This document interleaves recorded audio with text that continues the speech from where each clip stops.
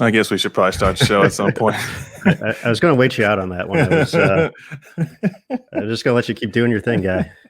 It's a good way to start off Wednesday. It's hump day, as they say. So, again, welcome to Bowl TV. Welcome to the PWBA Podcast. My name is Emil Williams Jr. and joined, as always, by my guy, Aaron Ron Smith. Got a great guest today. Can't believe it is episode number 14. But as we always do, I care about Aaron and his well-being. So, Aaron, how are you today?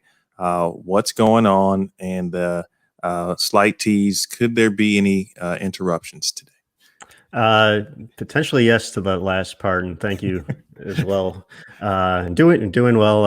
Allergy season is no joke here in Texas, but luckily we're hopefully sneeze free for the next hour and change. Do have some neighbors getting some work done around the house here, so potentially some heavy machinery coming in at some point, but they've been on break for a little bit, so hopefully maybe taking a break for the rest of the day. I don't know, but if so, we'll work around that. That's what we do here on the PWBA podcast, and hopefully no flies today either. So after our last podcast with Leanne Holsenberg, that was fun and interesting and bothersome. But as far as I know, we're all clear, no flies, no work being done at the moment. So we can all focus on the PWBA podcast and our great guest. It has been an eventful week for you in that regard. And today, generally speaking, also could be or is a lawn mowing day. So hopefully that won't draw a crowd if necessary. We do have a great guest, and we won't waste any more of your precious time, ladies and gentlemen. Aaron, what clip do we have to roll in to open with our guest today? Well, today's a pretty special day, or, would have been a pretty awesome day because it would have been the start of the 2020 USBC Queens. So let's go back to the stepladder finals in 2019 with our guest today, the champion, Dasha Kovalova. And these are the shots she threw to seal up the victory last year in Wichita. Dave Ryan, Kelly Kulik on the call, CBS Sports Network. Indeed. The Wichita State faithful in the crowd. That was a very, very cool moment, obviously, for those watching, and, of course, especially for Dasha. But the Wichita portion of it, I just feel that you couldn't have written that any better. Mm-hmm. And obviously, we'll talk to her about that in a moment as we watch shot number 2 here.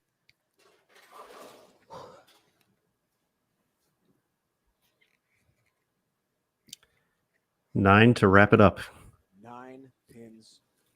And there it is. Oh, that's good. Oh, that's real good. Oof. Ooh.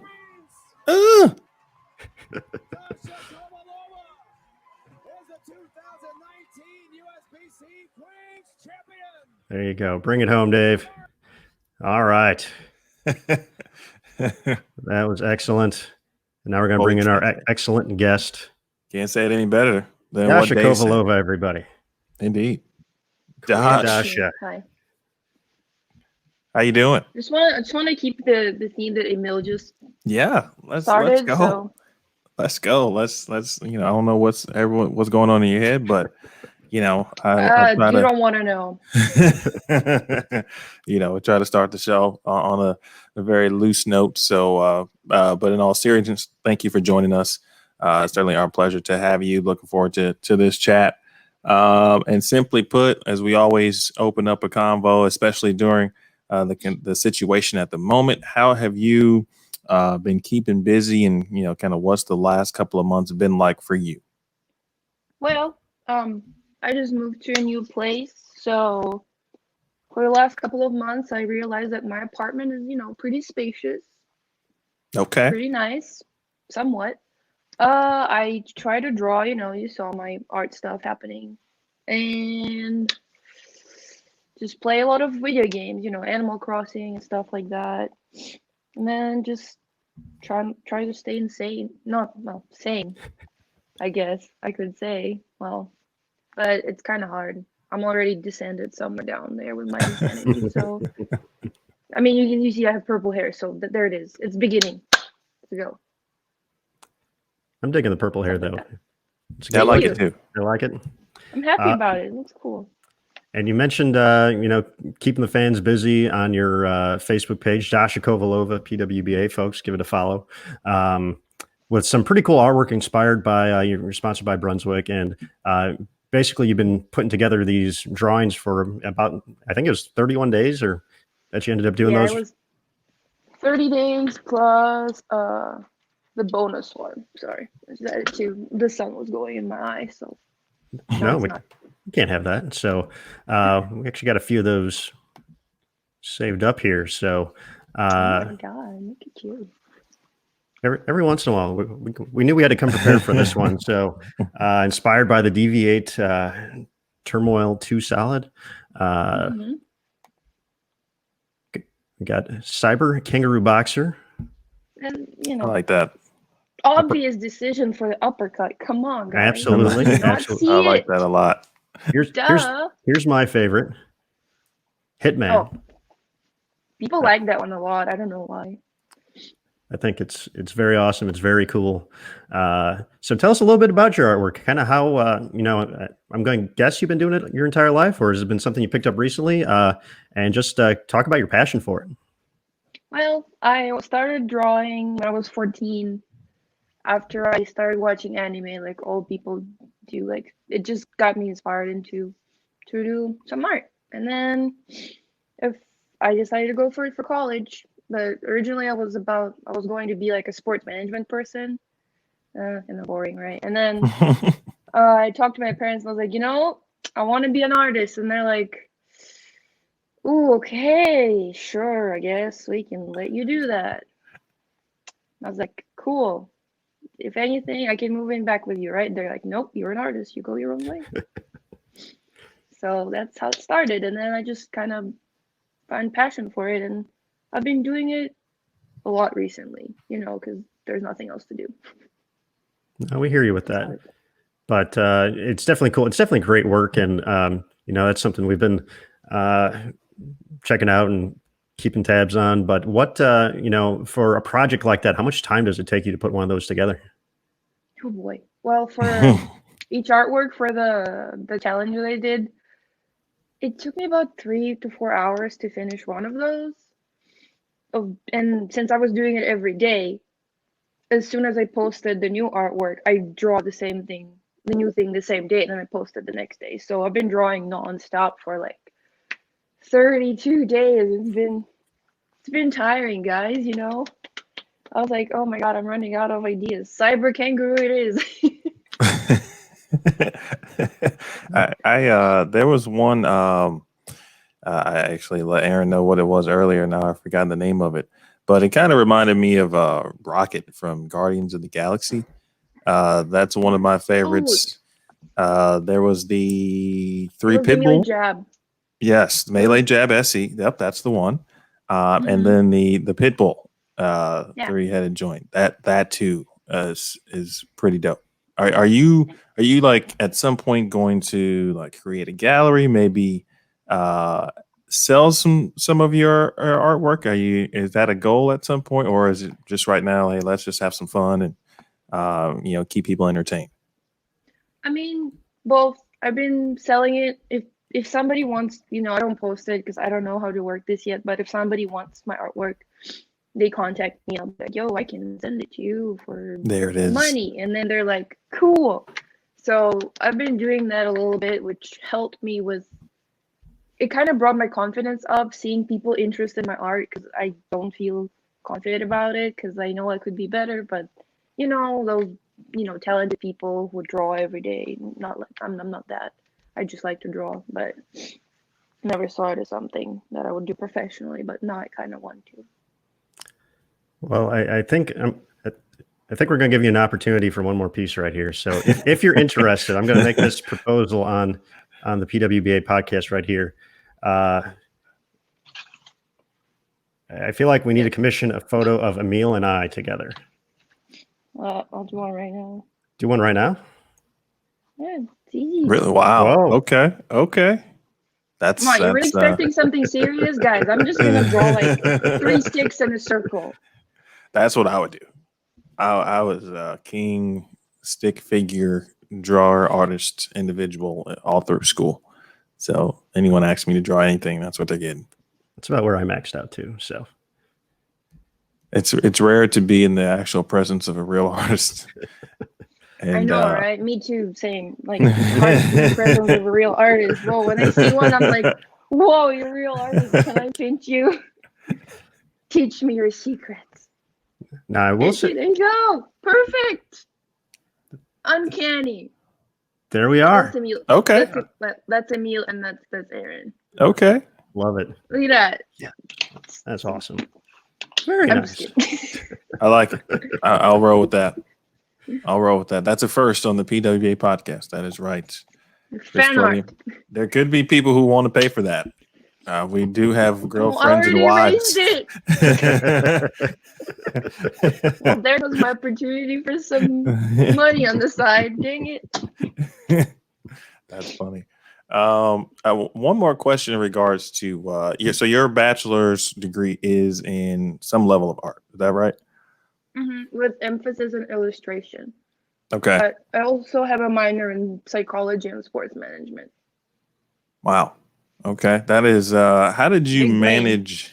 manage all of this during school, including obviously the actual bowling and the competition?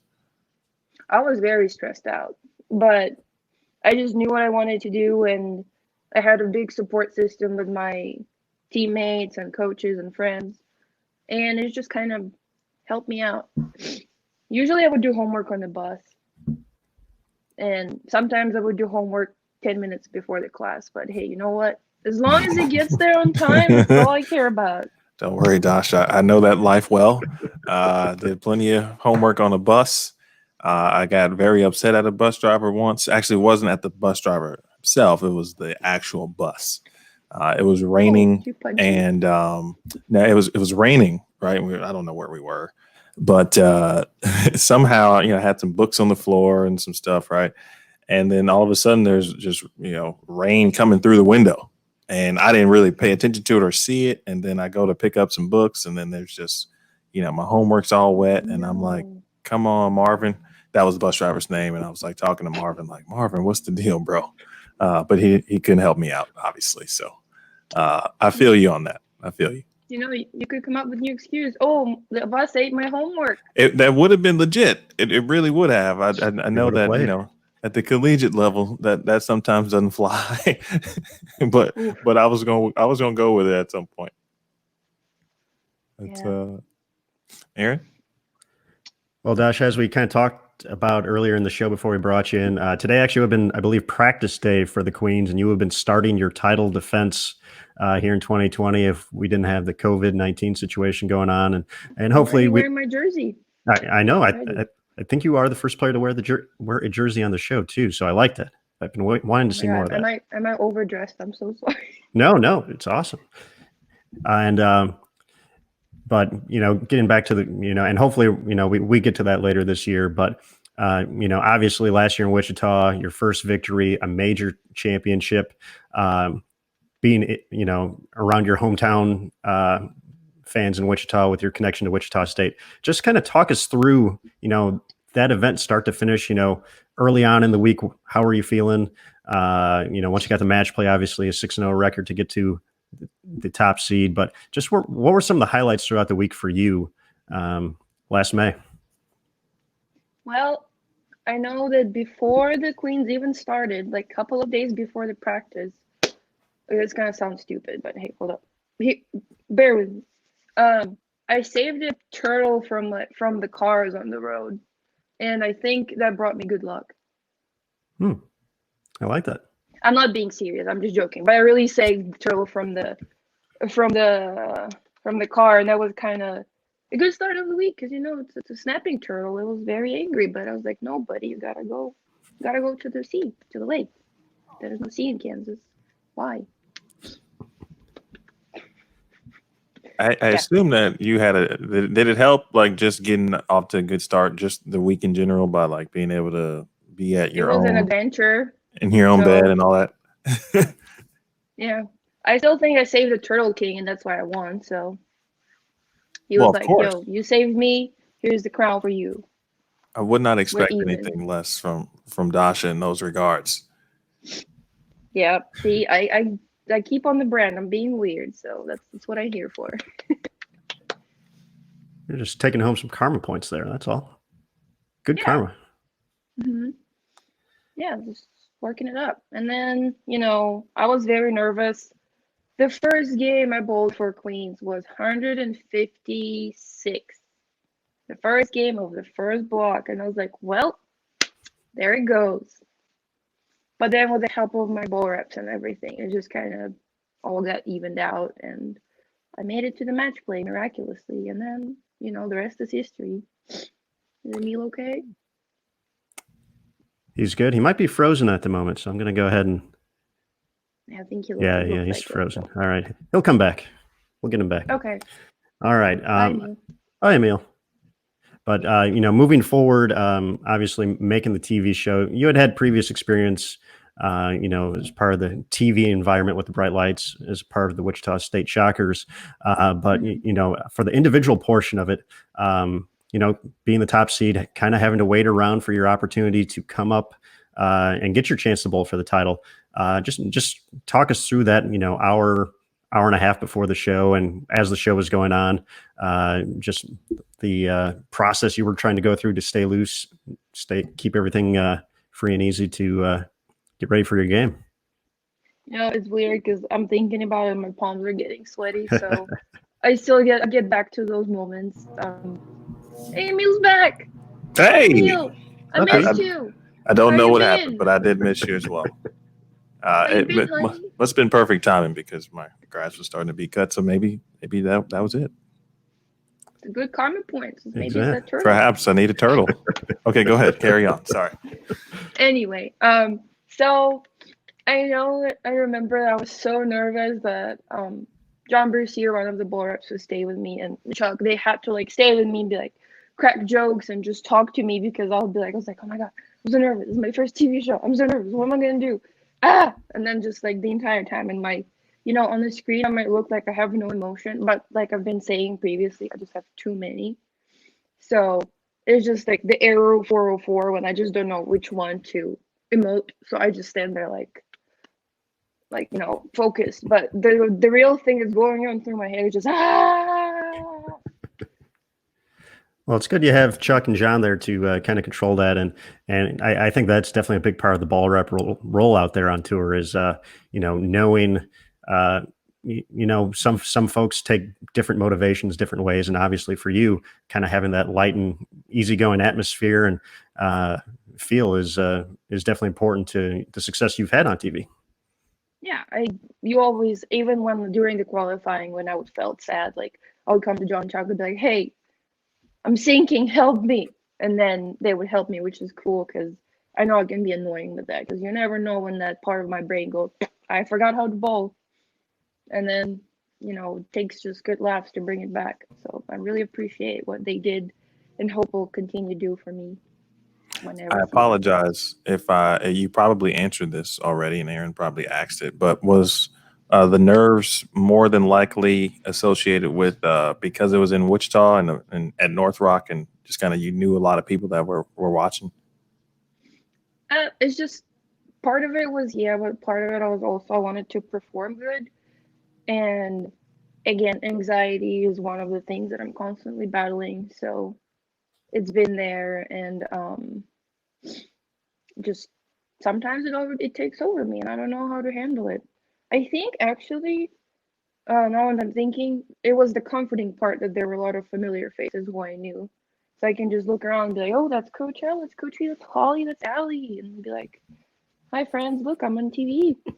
What up? I miss them a lot. I miss Wichita. I miss my home, away from home phase. So sorry, I might get sentimental and even push out a couple of tears. No worries. Yeah. No, that's okay. I mean, I think we both know how much, or I should say all three of us know, obviously, how much Wichita has meant and will always mean to you. I think we were probably going to get to this at some point, but I'm curious just if you can touch on what the city, the university, players and teammates that you just mentioned, for example, just kind of how they helped you transition and, ultimately become not only the player, but certainly the person you are today. It's been hard for them because, like I said, the first couple of years I probably barely talked to anybody because I was shy and anxious. And then, my teammates like Allie Taker, she pulled me out of my shell. Holly Harris, who's the coach now, she also helped me out a lot, and everybody else they've been so nice to me. I could be annoying and weird, and they'll be like, yeah, whatever, it's Dasha, she does her thing, we appreciate it. And of course, coaches helped me a lot. They helped me to become stronger mentally. Well, I'm still not there, but I can hide it well, at least. Thanks coaches for that.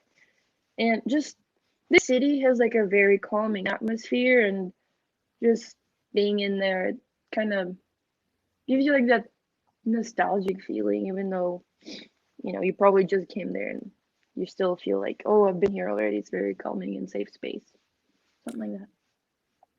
I would agree about that with Wichita. It's probably in 2018 and 2019 with a few of the events that were taking place there. I probably spent close to a month in Wichita over the course of a few trips, and I think you described it perfectly. It just had a very easygoing, homey feel to it. It was just even though it was a place I really hadn't been to too many times before that, it definitely had that home feel to it. So that was cool. You mentioned the coaches, though, and we obviously know Coach Vatican retired before this past season. So do you have any great Coach V or Coach L stories that you would care to share with us? I don't know if they would want me to. Yeah, anything that don't get in trouble. Like, you may or may not know this, but Sydney Brummett and the squad left Coach L at the hotel once at the Hoosier Classic. I know about that, and then he made them run, so that was fun. I was like, good thing I'm out of Wichita State by now. Woo! Don't have to run. Let me think. Oh, one time, we were at the Hoosier, and right before the match play, I tripped on a bowling bag and sprained my foot. It was fun telling that to Coach L because I was the number 5 seed. So I was like, hey, Coach L, by the way, my foot hurts. Well, the first couple of minutes were fun because he just looked at me like, did you really just do that? But then he pulled out his Magic Mary Poppins bag where he has everything that you can possibly need. I think there is everything. Like, you're probably like, hey, Coach L, I really need, like, I don't know, a lawnmower right now. He'd be like, yeah, hold up, let me pull it out, there you go. And he pulled out like some painkillers, and then I was fine. But the first moment that I have to came up and tell him that, he was like, it was very scary because he'd be like, why? Like, why did you do that? Silly person. And then sometimes when we would be on the bus, I'm a tall person, so you can't tell now, but I'm pretty tall. So I don't really fit in the seat. So whenever I would be on the bus, I would lift my legs up that way, and so I would lay down across the aisle. And Coach Ree sometimes would walk and just kick my legs, and I'll be like, Coach Ree, yo, I was sleeping.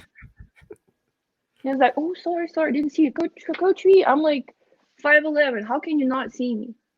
You're lying to me. There are other more inappropriate ones, but I'm not going to share it because I love my coaches. No, those are great, and we're very fond of Coach L, Coach V as well. Over our many appearances at different events with them over the years, and obviously they were a big influence on your game. You talked about Chuck and John on the Brunswick side, and 2019 was really a breakout year for you on tour, claiming the 2 victories. But kind of talk about your first few years on tour. I know there was kind of a learning curve coming out of college, and just how would you kind of assess those first few years, and what were some of the biggest things that really helped you kind of move to the next level in 2019? First one, spare is your friend. If you left something, please try to pick it up. Because, it's embarrassing when you shoot 150, another person shoots 190, but fix all the stairs and then wins, and you're just there like, oh my God, wish I picked up that 10 pin 3 days ago. Maybe now I wouldn't be in this situation. No, that's important. Then another thing is important to know what your bowling ball is doing, and actually don't pick up bowling ball because you like the color right now. You know, sometimes green bowling balls, as fun as they look, are not the best for this condition. Okay. Even though Turmoil 2 is the exception. Love the ball.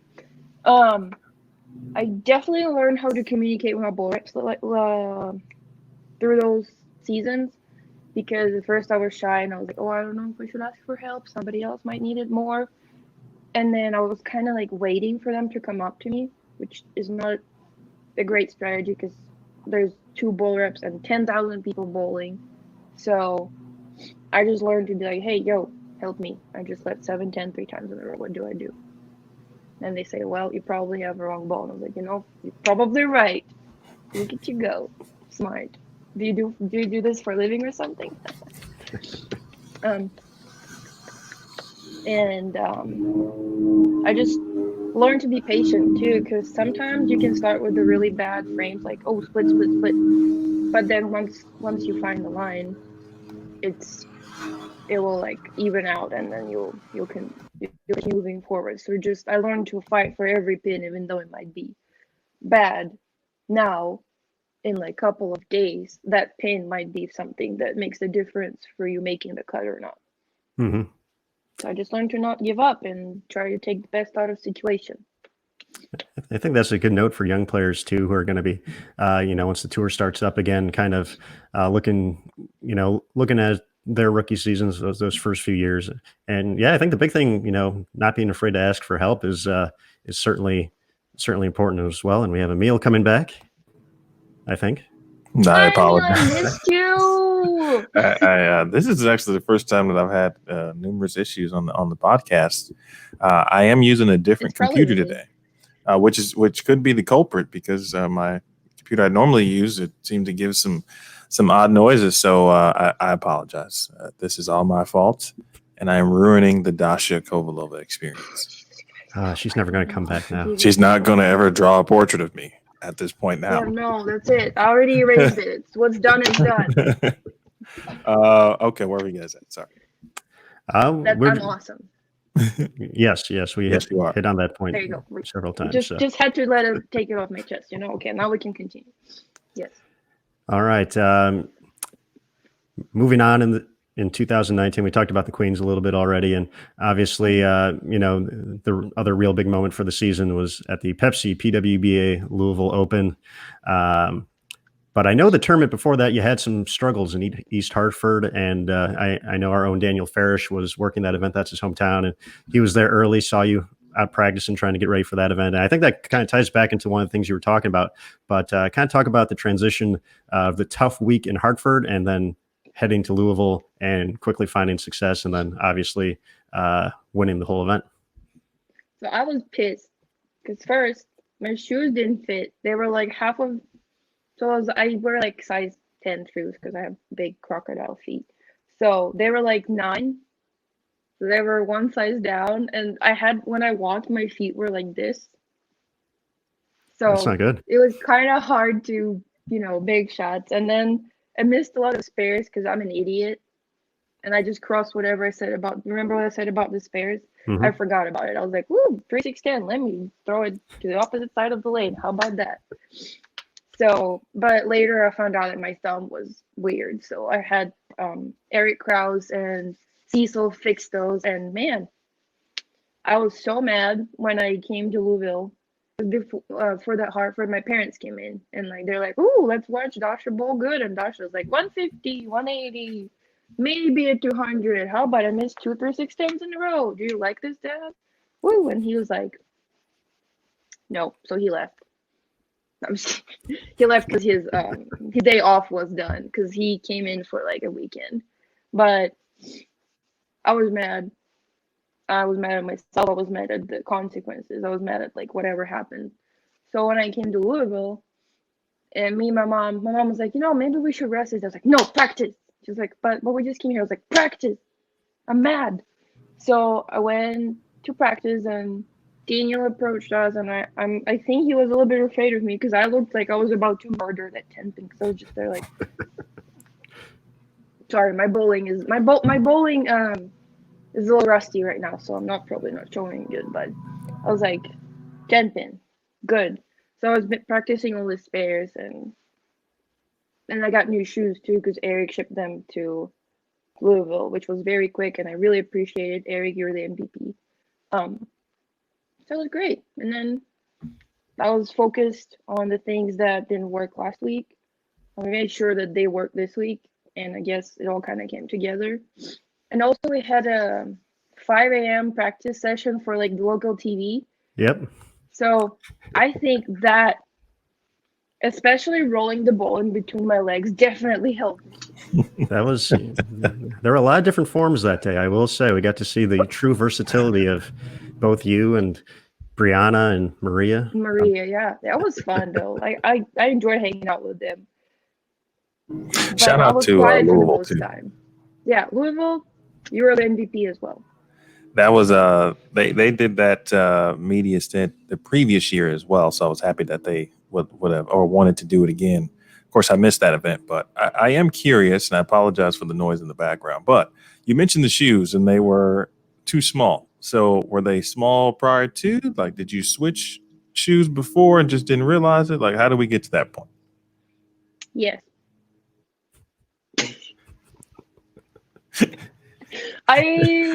So I bet you guys are happy that I'm on the show. So I am actually, yes.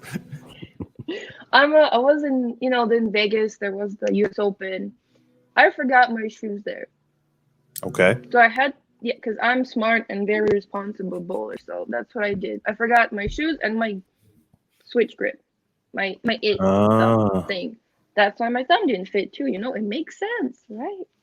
So I had to go into my little reserve and get the shoes that were there, but apparently, I don't know, my foot grew like 10 centimeters or something, so they didn't fit. But of course, when it's a short practice, it's not as noticeable. You're like, yeah, whatever. It's a little tight. Maybe it will, stretch out. But when you bowl for like 12, how many games did we bowl? I forgot how many games we bowl. 16 games. Yeah, that's a lot. You kind of feel it, It's just a tiny bit. I'm not even sure the Dr. Scholl's could help when they don't fit. I had to reserve to like crumbling my feet like this and pray for the best. It didn't work. It's okay. I once had a teammate who often forgot his bowling shoes prior to going to a collegiate tournament. There were several times where we had to not miss that. So, but apparently you guys can hear me. We can hear you. Yes, we can hear you. We're just stuck on your wonderful smiling face. Well, look at that photo of me right there. That's pretty solid. Hey. What a podcast today. This is really coming together nicely. It is. I know. Yeah. Just wonderful. I like it. All right, I'll be back. All right. Okay, bye. We'll see you soon again, E. I miss you. All right, Dasha. Obviously, with that event, making it all the way to the stepladder finals, and eventually the championship match against Liz Johnson, Hall of Famer, future PWBA Hall of Famer. So that had to be a tough task in itself, but you got lined up. You started getting the 10 pin out, which was stood up a few times for you in the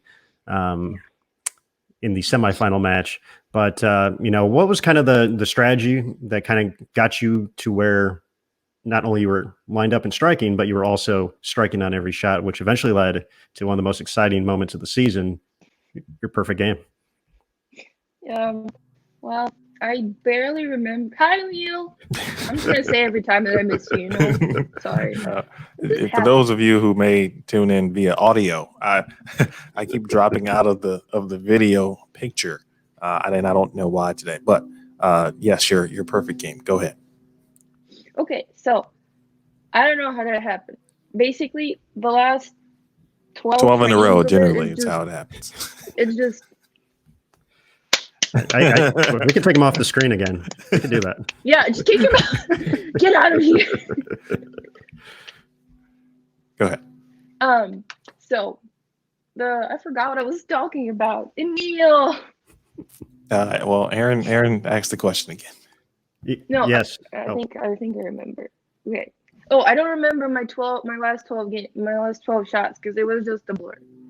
I was like, okay, gotta stand up, stand somewhere over here, and then on the other lane, they were like 4 and 2 different, I think, from what I remember. So I had to make sure I stay on the right board and look at the right arrow.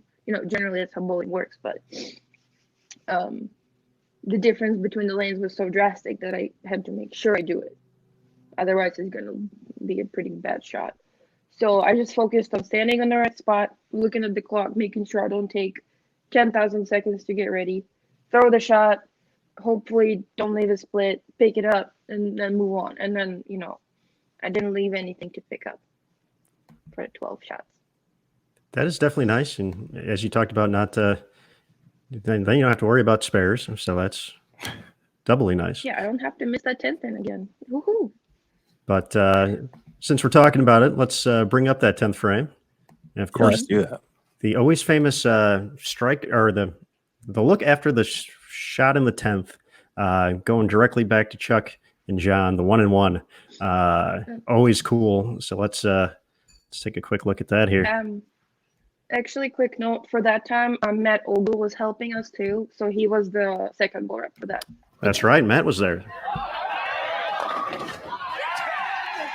Shout out to Matt Ogle. Yeah, see that face? I was like, "Oh boy!" 1-1. Dude, I can recreate Chuck's reaction. I just turned the 4 pin. I was like, "Yes!" 4 pin. No! It goes over. 1. 10. Did you see my eyes going like, "Oh God"? She's got the win in hand. How about 300? How about second title? There's that turmoil, too. $10,000 bonus if she there it shows. is. Money. Looking for number 11 in a row. Dasha Kovalova! See, now you know that I moved and everything is great. Like, look at that strike. That was. So Dash, at this moment in time, like what's going through your head? Literally, like One you strike. realizing what's at stake here. Like, what do you think? Career tour title. Remember what I said $10,000 the moment bonus. before when you asked about my emotion? He goes, "Ah!"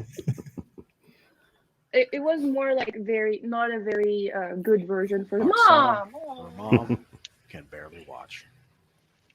She said she wasn't nervous, but I know she was. For a 300 game. Kovalova does I mean, you 10 back though. it! 300! Look at me, I'm so pissed. I'm like, just no forking. What was the coolest moment about this?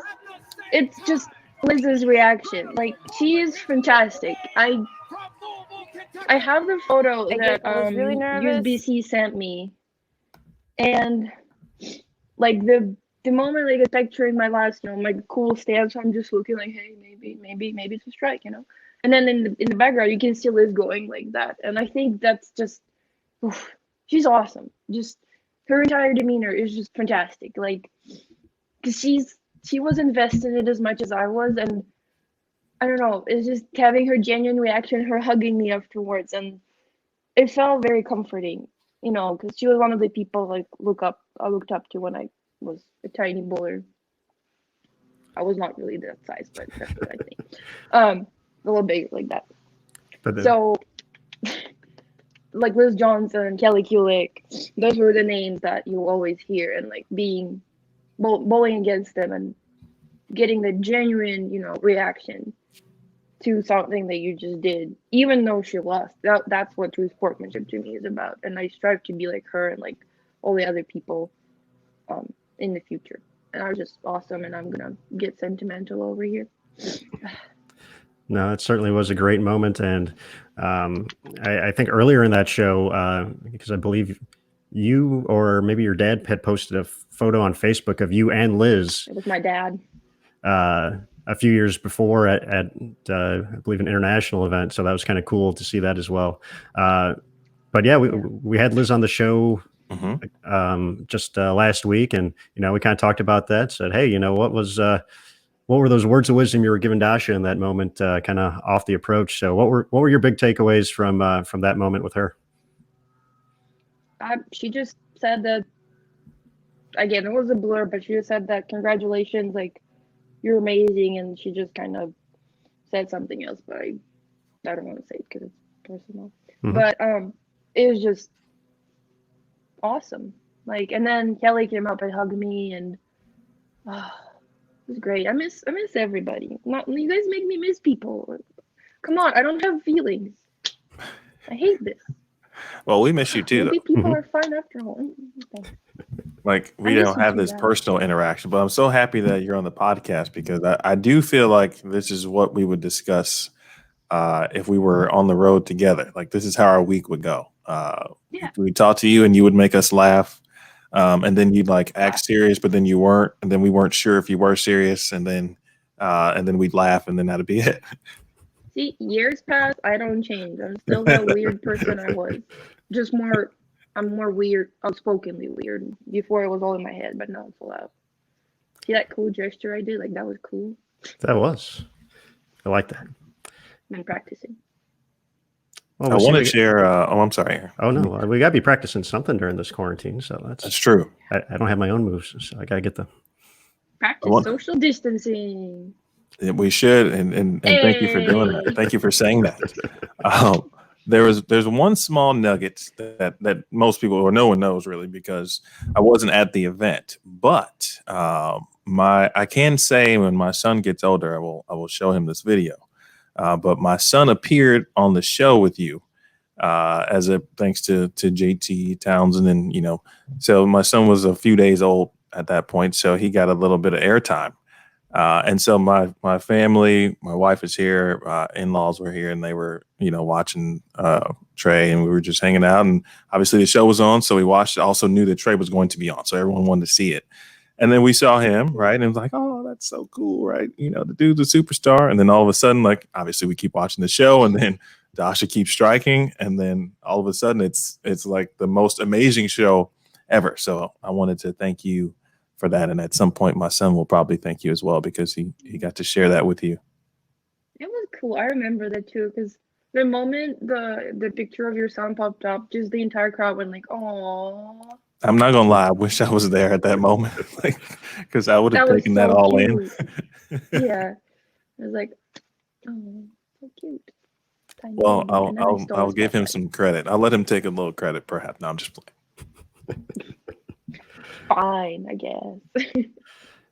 We've got one follow up to your 300, but I did want to make sure we didn't have any chat questions. By the way, thanks to everyone in the chat. We've got some regulars. Chris, Denny's in the chat. Jasmine, for example, Jasmine had a question earlier, and I don't want to make sure I miss it, but I think it was what were your top 3 anime? I think yes, that was it. What's Dasha's top 3 anime? Oops. Let me start. So I started from watching Naruto. It's just the classic ninja anime, and I'm a fan. I know it's probably mainstream, but I like it, and I'll continue to like it. Next one would be Soul Eater, because that one's pretty cool. It's about like I don't know, people who kill other people for souls. Yay. It's not like that, but I can't really describe it. I'm not really good at that. And then the third one would be Dead Man Wonderland. That one's also pretty cool. It's also very not PG-13, so I have a dark secret. I watch very angsty anime. Nicely done. Yeah. One more question while we have a chance. This is from Chris. Jasmine, by the way, said you guys need to be friends. So keep that in mind. Both Dasha and Aaron for that. Chris Poliamax, Dasha, you've been a fan favorite everywhere you go. Do you have any favorite moments or favorite interactions with your fans? Just all of them are cool because I'm not a very sociable person. So every time somebody comes up to me like, "Hey, Dasha, it's Dasha," I'll be like, "It's me, yo!" And it's still new to me. I think at one point, we were passing from Louisville. We were gassing up the car before we go on the road, and the dude at the gas station was like, "You're that person on TV who shot 300." I'm like, "Hello, it's me. How's it going?" And he was like, "Can I take a picture of you?" I was like, "Sure, I look like a potato, but sure, we can do that." Because this is fake. I look like a potato most of the time. So it was pretty cool. And then another one, I think it's Mark Holland and Annette Holland. I met them in Arizona, Tucson. It was a pretty bad. I was sick that week, so I didn't bowl that good, but they were pretty sweet. We talked a lot. And then I They met are my nice other people too, friends. by the way. Yes, they are. And then I met Russell and Jen Tobison. I hope I pronounced the last name correctly. And they gave me a plushie armadillo. Can I show it really quick? It's like right there. Mhm. Absolutely. Go ahead. Huh! I'm wearing pajama pants. Huh! See, I'm back. Oh, look at it. There it is. It says to Dasha. Very cool. And they like armadillos too, just like me. So sometimes they send me packages with armadillo stuff in them, and I'm like, why are you so nice? I'm just a random person. And they're like, no, you're cool. And I'm like, I guess, thanks. But it's really cool that just people take their time out of their day, even to message me and be like, hey, like there is another fan that her name is Lisa, and then Todd, and then just all those other people who I try to respond to all of people who send me messages unless they're weird. Then I'll just kind of be like, hi, okay, bye. So I get weird messages too. Now I'm a real female professional athlete. Woo! So I just try to reply to all of them. And if I don't, I'm sorry, I'm bad at texting. But just all those people who take time of their day to be like, hey, you're cool, or hey, hope you have a good day. I'll be like, you're the best. You're amazing. You're breathtaking. I'm just gonna be like Keanu Reeves and be like, you're breathtaking. You're all breathtaking. See, look at my meme knowledge. I'm good. Keeping up with kids, yo. Thank you That's fantastic. for being you, Dasha. Don't ever change. You don't want that. Oh, Dasha, we have go one more note to talk about from Louisville, and after the 300, after the win, after your interview with myself and Curtis, and you, since you mentioned Mr. Ogle a little bit earlier, he asked you to step outside. I'm not sure why, but we found out later, and of course we have this great moment. Oh no! The rockstar moment.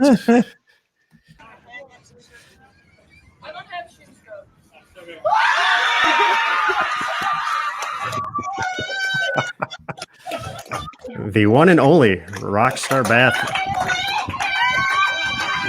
That is fantastic. Every time I see it. God, that was so sticky. You don't understand. Yeah. One of the questions is, how long did it take you to feel normal again after all that? I never felt normal to begin with. Like ever since I was born, it's just out of the question. But after that, it took me like maybe 10 minutes, and then I was fine. Okay. But for my shirt, it was kind of hard. It's still alive though. I still can bowl in it. It just kind of still smells a little bit like fruit punch, but it's fine. At least I don't have to use deodorant when I wear it. I don't think you should wear it. I think you should go ahead and just kind of frame that and just let it be. Autograph it. Maybe it's auctioned never off in retired. 20 years. But Did it someone was go ahead? cool. I tried to hug Birgit at one point, but she kind of made angry face, and I was like, okay, maybe I shouldn't. But because she had a white jersey. At first, I was like, because I was mad, I didn't know what to do, so I was like, hey, I'm just gonna hug people because now I'm sticky, so they have to be sticky too. And then I kind of ran towards Birgit. She looked at me, and I'm like, okay, never mind.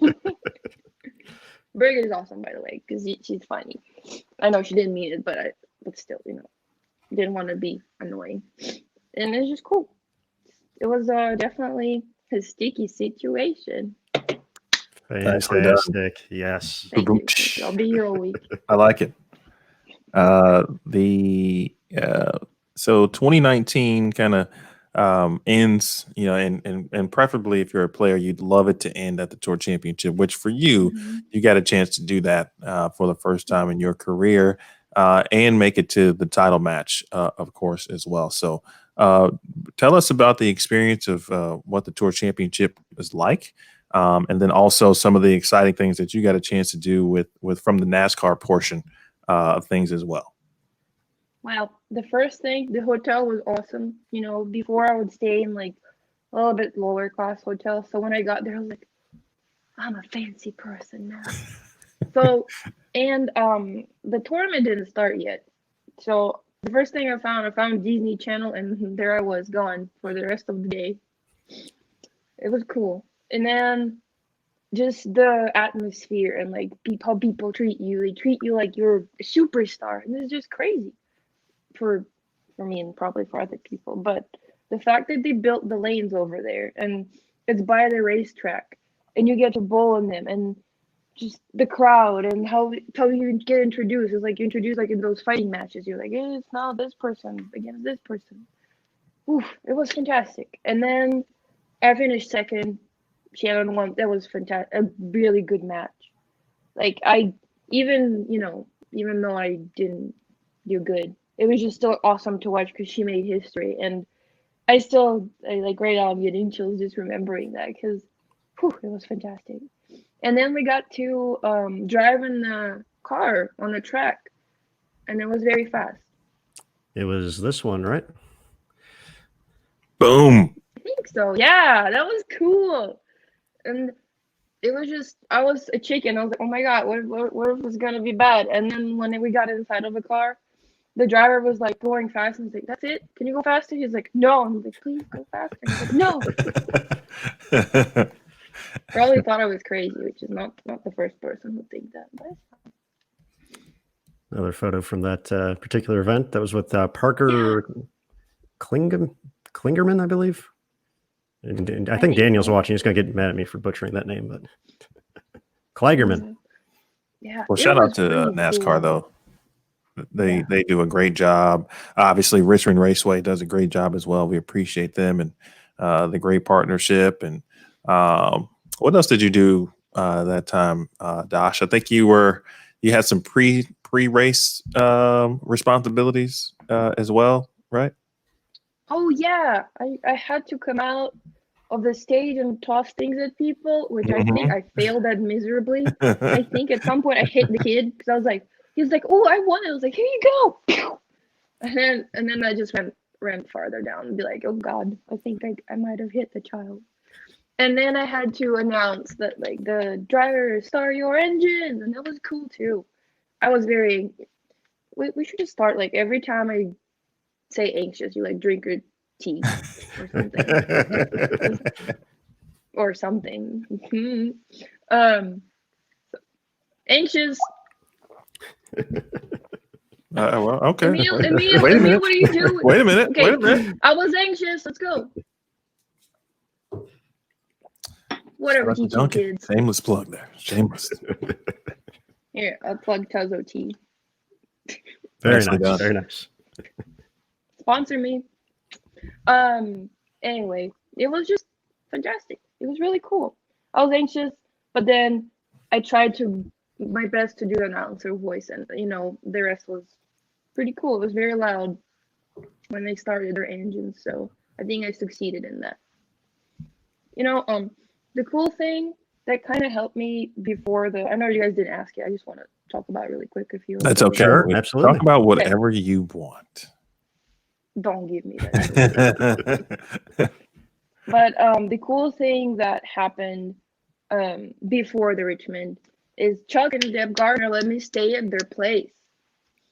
And it was awesome. It was like, I think it kind of helped me to calm down and just mentally get ready to just kind of leave whatever happened before behind and just kind of go into the event with a clear mind. And I think that was awesome for them. And I really miss them too. So I hope if they watch it, I can say hi. Hi, Chuck. Hi, Deb. Hi. I miss you guys. You're awesome. I swam in their pool too. It was pretty cool. Very nice. Shout out to Chuck. Indeed. Shout out to Chuck and Deb. Ironically, we had a cool convo with Chuck, and it was like the longest conversation I'd ever had with Chuck. But it was just nice to We can talk a lot. talk to him and just in a kind of a non-bowling in a non-bowling center situation. You know what I mean? Like we always talk to people generally inside the bowling center, so it was nice to just see people outside of the realm that we are always in and have conversations in that light. So yes, shout out to Chuck. Appreciate all he does for bowling as well. Aaron, what do you think? We got a few minutes. Well, we got plenty of time, but we got a few questions left. And Josh, I'm curious. We briefly touched on it earlier in regards to Wichita State, but and if I missed it, I apologize. But can you tell us a little bit about how you got started in bowling, kind of overall, in a sense? Well, it was a peaceful Saturday night in the city of Moscow. My parents wanted to have fun in the bowling alley, and I was really bad at it. So I was crying. Therefore, they weren't able to have fun. And then basically the lady came up. She was like, "Oh, wow, your kid sucks. Do you want to teach her how to bowl?" And they're like, "Yes, please take her. Here's money." So that's how it happened. Just like that. And the legend began. All right. That's a pretty good story. And then I was really bad because I wasn't really motivated. I was like, bowling, whatever. And then my mom and dad really pushed me towards that line where like just recreational bowling becomes something more than throwing a ball into a wooden sticks and hoping that it will hit more than one. So they pushed me. They put me into different competition. They brought me to Ukraine, where I became the member of the Team Ukraine. And then when I was 16, I kind of had a breakthrough on international level where I won a European championship. And then during that time, actually before that a little bit, Rick Benoit came to Moscow to have like a coaching lesson. Mm-hmm. So he noticed me. We became friends. Well, more like my parents became friends, and then I became friends. I was shy at the time, so I didn't talk much. And he kind of gave us the idea to go to Wichita State.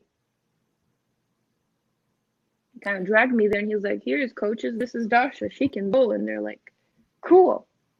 We'll take her." And then I was like, "You guys are crazy, but sure, sign me up." Now, how tough was that transition for you? Did you get a chance to kind of visit the campus at all before you started up, or was it, basically you committed to it after talking to everybody and you show up on campus day one and this is a brand new place, your first time there? Well, we briefly got there when I went to Topeka to practice with Rick, and he was like, "Hey, you want to go see the coaches?" So I got there. I don't remember much because right after that it got closed to remodel the bowling alley. So the first year we just practiced all over the Wichita.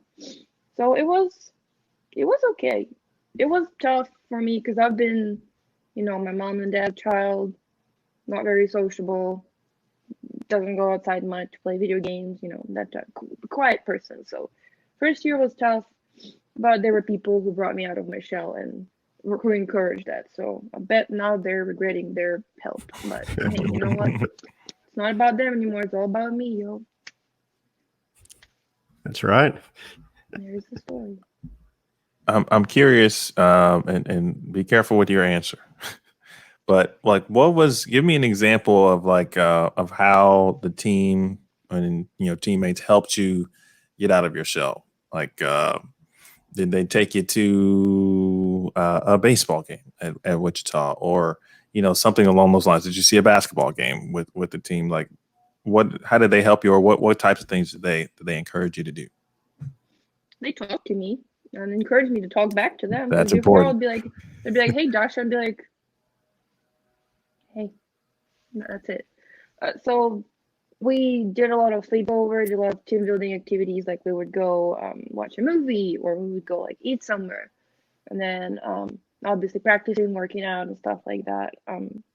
Just helped me to realize that the girls are not something scary who's gonna be potentially harmful. They're nice people who want the best for me and for the team. So I opened up to them and I trusted them, and that's one thing I learned: to trust people sometimes. But they never took you mini golfing though. No, good, because as you all know, I'm really bad at it. Right, Emil? I mean, no, you could have. I think you were faking it the whole time. I think you really knew how to play. And because you got a hole in one that we missed, right? Like, didn't that happen? Yeah, with my left hand. 'Cause I've, for some reason, I was signed as a lefty. I don't know why. I'll never Oh, let Grant live look that at down. Oh, let's see it. Let's hear it. Let's hit it, Aaron. What do we got here? All right, this is from the On the Road podcast shortly after the Queens. So, Hey, welcome to Bowl TV Central. I'm your host, Emil Williams Jr. And the latest Queen. She won the USBC Queens last week. That is Dasha Kovalova. Hello. It is mini golf time. Wow. Me versus Dasha. Oh, that's what This is still the greatest open. Big shout out to Scandia Funland for providing us a cool opportunity to do some mini golf. Dasha claims she does not know how to play. She's never played. I don't believe Nope. it. Yeah, well, Still you true. should, because I am telling the truth. I'm really bad at it. I don't believe 18 her. holes of putt golf. I'm frozen, by the way. Find out next on Bowl TV Central. Okay, we have your nice smile. It's all that matters. Oh, okay. all right, He's gone, just like that. we'll get to bring him back again in a moment. That was a good one. That was a good transition. That was a great shot. Great shot as well. Mhm. My So- shoes. and we have Emil back. Should we let him back again this time? We have the power. We can just keep him back. Where is he? I don't see him. Come on. Don't be like that, good people of Hi, Earth. Emil, I missed you. This has been this is what we should have been drinking to every time I froze on the live stream. Yeah, let's do it. Yeah, let's go ahead and man, that's a new one Oh. for me. I may or may not have overestimated my drinking capacity. My makeup's Josh, still okay. Tell me, what was the experience like? And we do appreciate, and big shout out to Curtis for having the mind to want to shoot things outside of the bowling center. So we came up with that idea. So thank you again. But have you gone mini golfing since that time? Definitely, especially now, when that's all I got to do, just go out and go mini golfing. The answer is no. Oh, come on. Come on, no. All right, so here's the deal. If and when, and certainly hopefully more so when, we can all gather and be near each other on the lanes, etc. We will find again a place to go mini golfing. We don't have to necessarily film it. Maybe we should. We should have a part 2. Sure. And see what happens. What do you think? Okay. All right. She's on board. She's No. she's on board. She's on board. Yes, she is. I'll practice right now. I you have could. time. Okay. A lot of time. Well, I know Aaron's got some clubs in his backyard, only because I know where Aaron lives. Oh, that's a dangerous information. That is true. That is true. Yeah, I like the sound of this. Good. We should do it. More mini golf. We should do it. Party. Before we Also, get mini to our final question for you, Dash, we've got a couple in the chat that we want to get to as well. Growing up in Europe, and you mentioned you had a breakthrough around 16, and you won some competitions, and certainly at the European Championships, for example.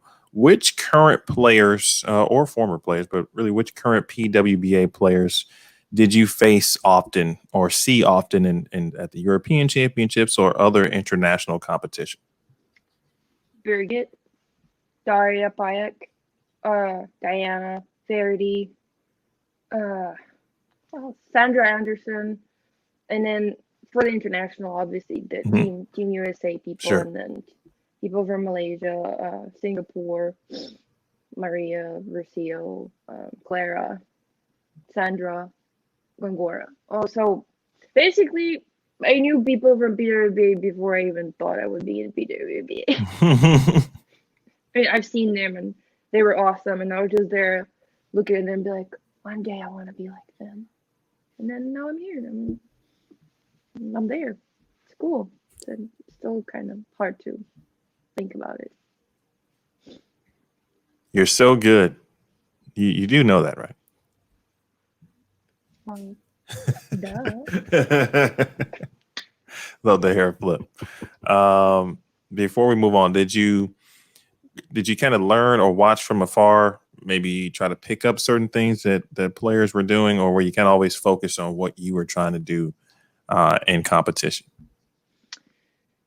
I tried to learn from somebody else once, and it resulted in me hurting my arm. So now I'm just kind of focusing on what I can do and building up that strength to so that I can do it automatically, even though my brain decides to shut off and forget how to bowl. My body still remember it, and still working on some things that I can do, and I know I can learn without hurting myself potentially, and put them in my game as well. So just trying to be in my style, but also learn some unharmful things. That was bad. Makes sense. That's actually good advice for everyone. Speaking of advice, got a couple questions in the chat, and then we'll have Aaron Smith's final question of the podcast. Okay. Let's see, from Chris Polium, assuming the 2020 season moves forward at some points, in which we all would love and are certainly praying for. Do you have any particular goals for yourself? So did you have any goals already set up for 2020? Remember how to bowl. That's a really good one at this point. Yes, I agree. One of my goals for the season was to become more fit physically, because I know I got tired easily. So I'm working on that. And then just, at this point, it would be just have a season and bowl and enjoy the people, and don't take all the traveling and all the fun that we have for granted, I think. But yeah, that's great advice. Makes a lot of sense. I just go into season with clear mind and just try to make the best out of what's happening. And show off my cool jerseys, of course. Look at that. Yeah. There we to go. be honest with you, that is one thing I always look forward to seeing is, the new jerseys that players, have created, and, which part of their personality, may show throughout their jerseys and whatnot during the season. So I am too missing that. Coach Denny asks, which let me just make sure, did you bowl? You didn't bowl in the high school level, right? When you were at home? We don't really have high school teams to say. So when I was in high school, I was still bowling mostly for myself. So I was participating in the tournaments all around Russia at that point. And sometimes there were even adult tournaments. I was 14 and I won one of the adult tournaments, and people were mad about it because I was like, hey, I'm a 14-year-old girl who beat all those big men. Haha, jokes on you. So that was funny. But we don't really have high school stuff. Okay. So I'll rephrase his question then. What advice would you give players who are in high school? So I think he coaches a high school team, high school girls team. So if you could give any advice to players who are, kind of in the ages of 14 to 18, for example, who would like to go to college, what should they be working on? Just, I think the main advice for people who, just are ready to make that transition would be just don't stop working on your game. You might think that you're, on that level, and I think that would be a good clue for you that you need to work even harder, because sometimes when you think you're the best, somebody who works harder and doesn't stop about admiring your own accomplishments will pass you, because that happened to me. And just keep working on your game, keep making sure you're staying sharp, and then don't give up.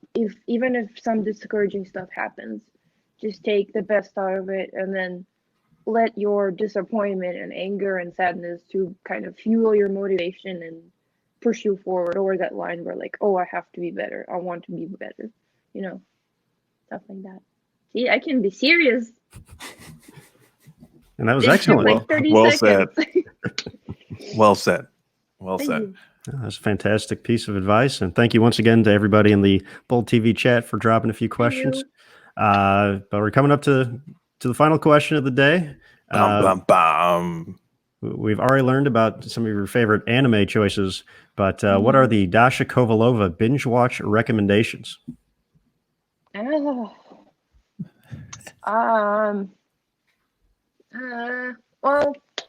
so I like the show called New Girl. It's fun. Okay. I can relate to the main character at some levels. And the one I watched recently is an animated show. It's called Kipo and the Age of the Wonder Beast. That was pretty cool. It has really beautiful animation and soundtrack. And recently I've just been not really watching series. I've been watching other people playing video games, so Let's Plays. And one of my favorite ones that I watched so far was the Let's Play for Doom Eternal. Also, great video game, has good soundtrack. I've been pre-gaming for the podcast by listening to it. It's a lot of heavy metal, so I wish I could play that game one day, but I only have a Switch, so I can only play Animal Crossing. Wow, what a problem! Am I right? Ooh.